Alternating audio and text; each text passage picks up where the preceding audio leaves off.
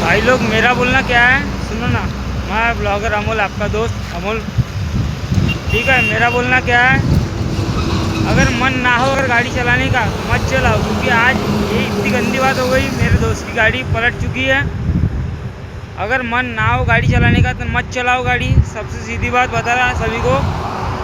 और सभी भाई लोगों से मेरा निवेदन है, अभी तो मैं चाय लेने के लिए आया हूँ, तो सभी भाई लोगों से मेरा निवेदन है कि गाड़ी अगर चलाने का मन ना हो तो मत चलाओ।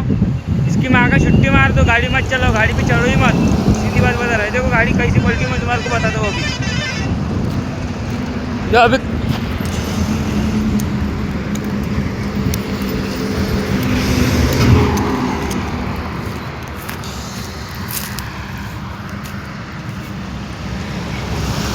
वो अपनी गाड़ी खड़ी है और ये गाड़ी पलटी हो गई अपने भाई की बाइक की।